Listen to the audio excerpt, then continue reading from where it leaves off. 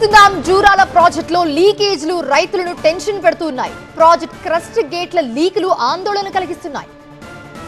14-50 crust గేట్ల నుంచి నీరు భారీగా లీక్ అవుతుంది. ఇప్పటికే పూడికి కారణంగా ప్రాజెక్ట్ నీటి నిల్వ సామర్థ్యం తగ్గింది. మరోవైపు వర్షాలు లేక ఎగువ నుంచి వరద రావడం లేదు. వరద నీరు లేకపోవడంతో సాగునీటికి ఇబ్బందులు తప్పట్లేదు. లీకేజ్లు అరికట్టకపోతే రానున్న రోజుల్లో నీటి కష్టాలు తప్పవని చెప్తున్నారు. అధికారులు సత్వరమే స్పందించాలని రైతులంతా విజ్ఞప్తి చేస్తున్నారు.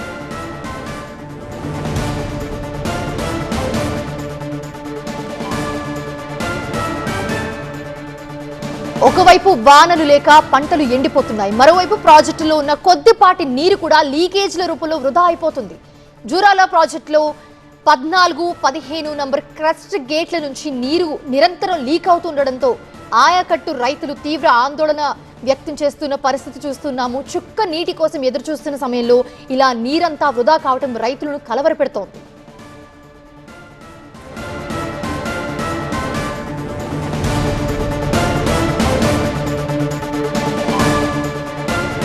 ఎగువ ప్రాంతాల్లో ఆశించిన స్థాయిలో వర్షాలు లేకపోవడంతో జూరాల ప్రాజెక్టులో నీటి నిల్వలు నిండుకుంటున్నాయి. ఉన్న కొద్దిపాటి నీటినే సాగునీటి అవసరాలకు వినియోగించాల్సిన పరిస్థితి.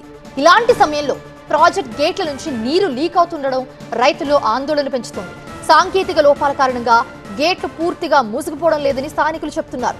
దీంతో రోజు వందల క్యూసెక్ల నీరు వృధాగా కిందకు వెళ్లిపోతుంది.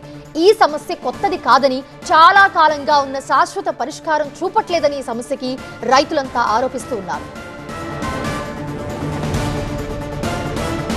ముఖ్యంగా ఖరీఫ్ సీజన్ ప్రారంభమైన సమయంలో లీకేజ్లు మరింత ఆందోళన కలిగిస్తోంది.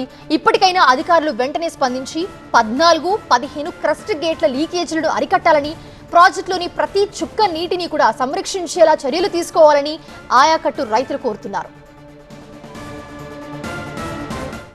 రాబోయే రోజుల్లో తీవ్ర కరువు ఉందని వాతావరణ శాఖ చెప్తుంది. తాగడానికి కూడా ఇబ్బంది అవుతుందని చెప్తుంది. మరి ఎట్లయితుందో చూడాలి. ఈ ప్రభుత్వాలు దృష్టి సారించి ఈ లీకేజీలు కానట్ట వర్షాభావ పరిస్థితులను బట్టి మనకి తాగడానికి కూడా చాలా ప్రాబ్లం అయింది అంటున్నారు. కాబట్టి ఉన్న వాటర్ని జాగ్రత్త వాడుకోవాలి. జాగ్రత్త వాడుకొని రైతులకి తాగడానికి అన్నీ దృష్టిలో పెట్టుకొని ప్రభుత్వం వెంటనే స్పందించి స్థానిక ఎమ్మెల్యే కానీ ఇంకా వరద రాకపోతే చాలా తీవ్రమైన పరిస్థితి ఉంది. మనకు ఫస్ట్ పైన వర్షాలు లేవు, పైన వాటర్ లేదు. కాబట్టి దీనిపై వెంటనే స్పందించాలని కోరుతున్నాను.